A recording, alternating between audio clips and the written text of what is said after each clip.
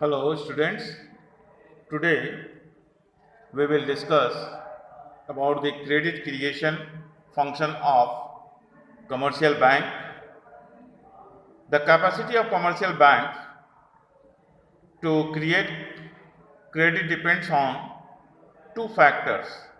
First one is amount of initial fresh deposit, and number two LRR, that is legal ledger ratio.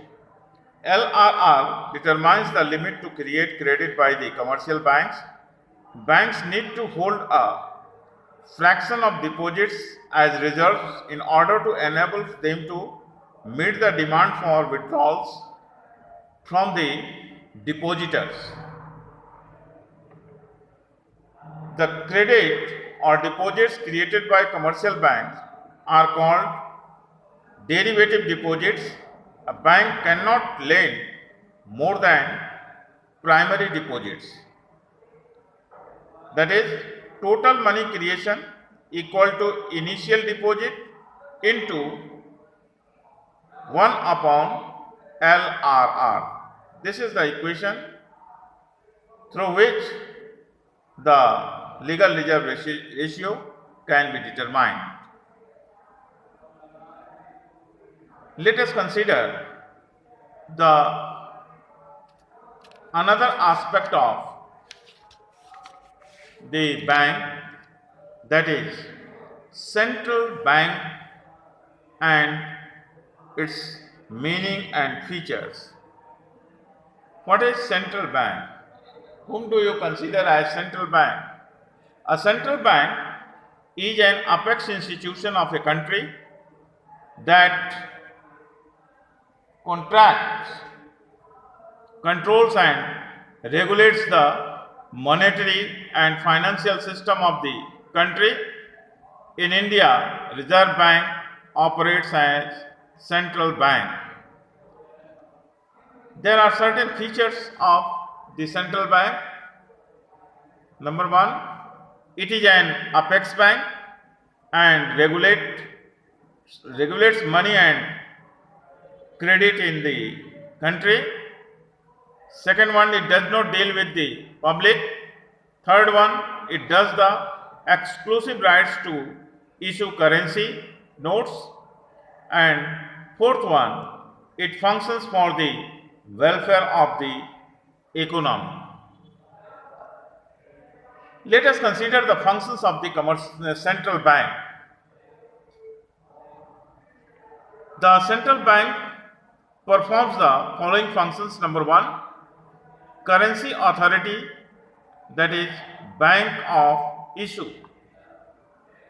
All sorts of currency in our country issued by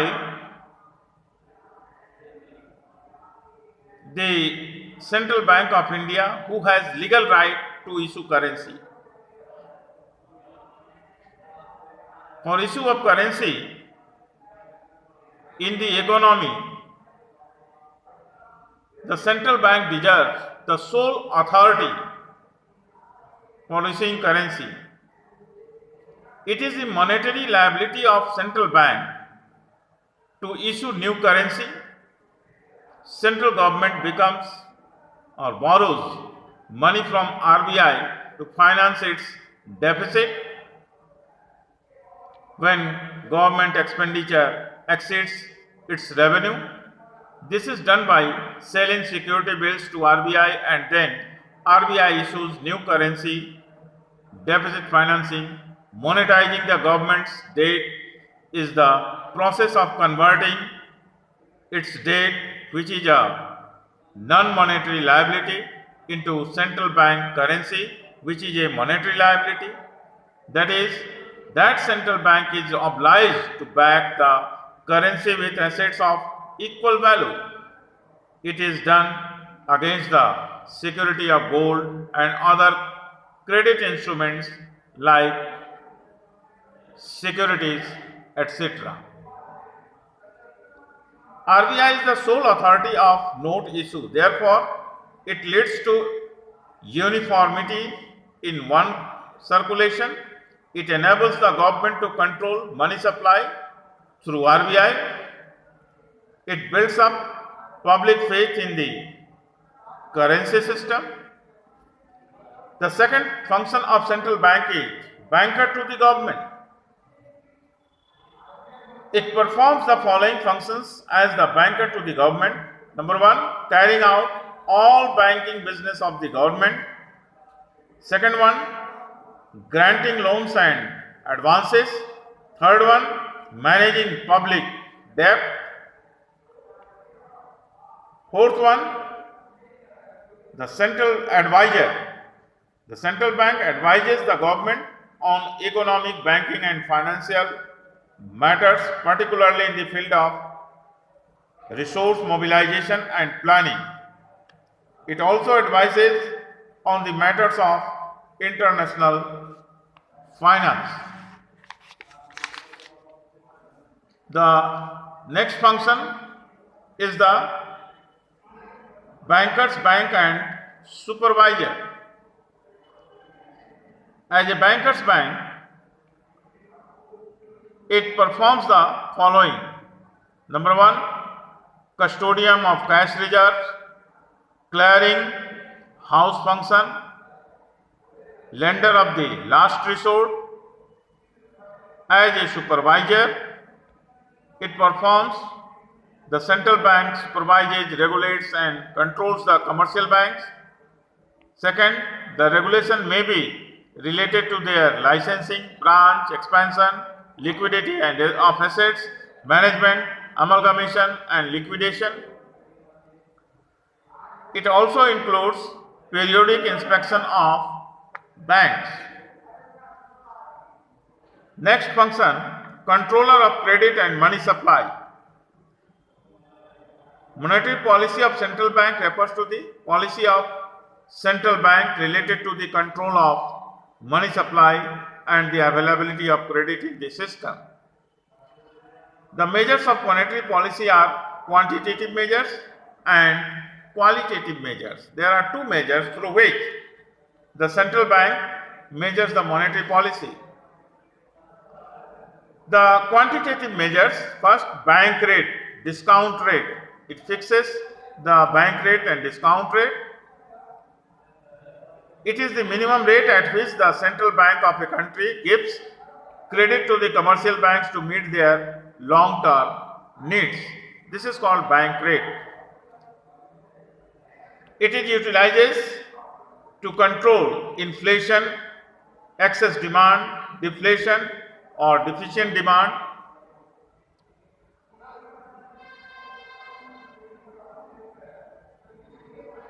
And the second measure of monetary policy of quantitative measures is repo rate. What is repo rate? When the commercial bank are to need of funds for a short period, they can borrow from the central bank against approved securities.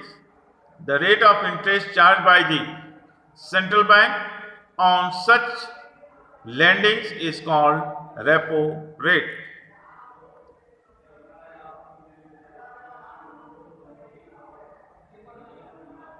To control inflation, rising repo rate makes such borrowings by the commercial banks costlier, and to control deflation, repo rate is reduced. Third is the reverse repo rate.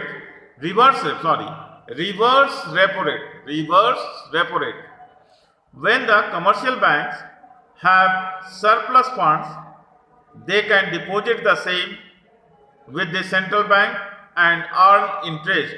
The rate of interest paid by the central bank on such deposit is called reverse repo rate.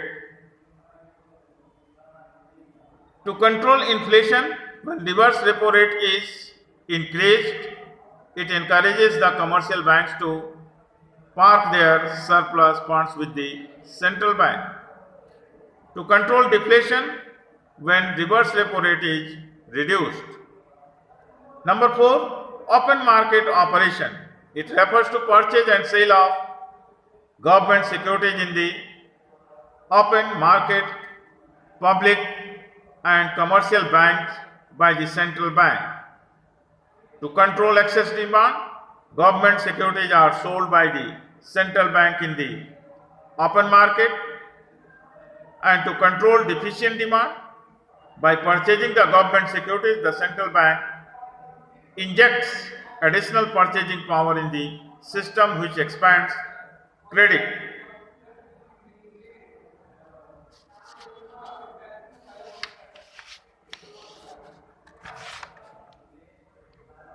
The fifth one is varying legal reserve requirements. Legal reserve requirements is that function of deposits of commercial banks which is legally compulsory for them to maintain on two accounts.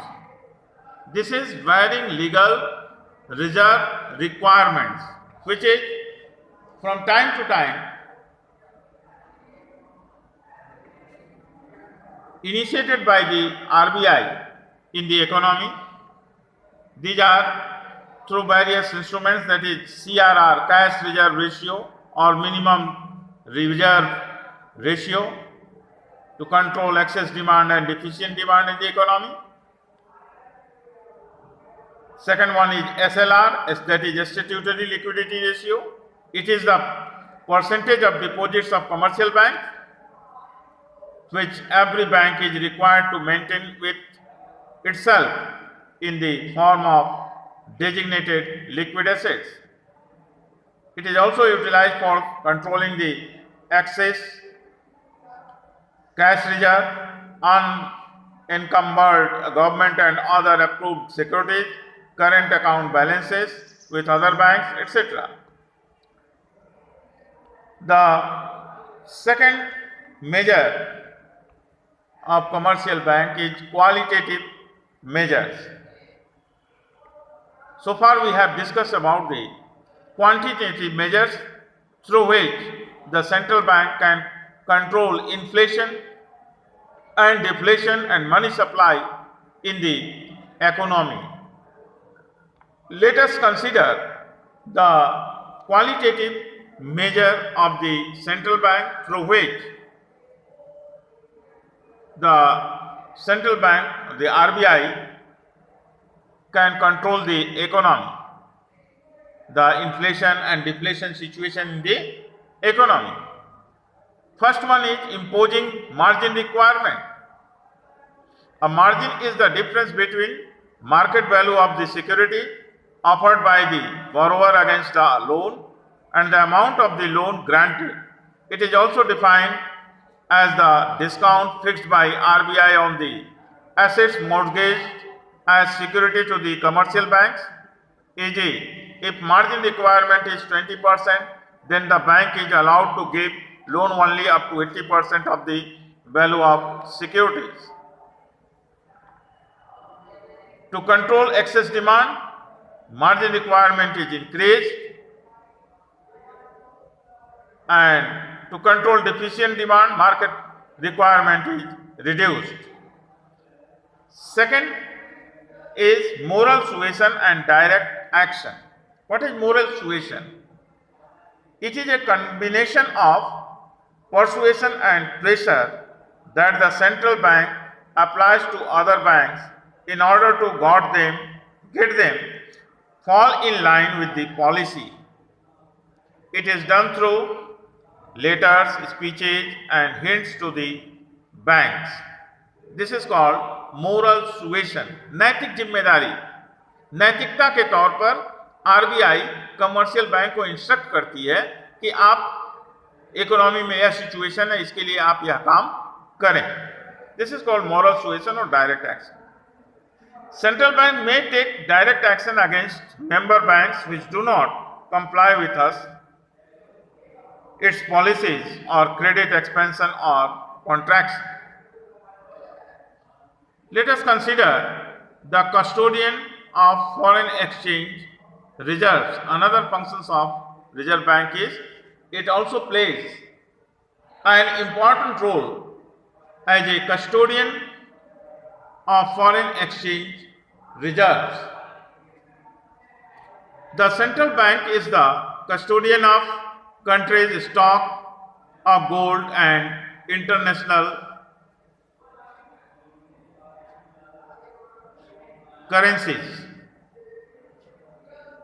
The central bank maintains the stability of exchange rate fixed by the government by the sale and purchase of foreign currencies in the market. It maintains the internal and external value of the currency. These are the different functions which is performed by the central bank in our country.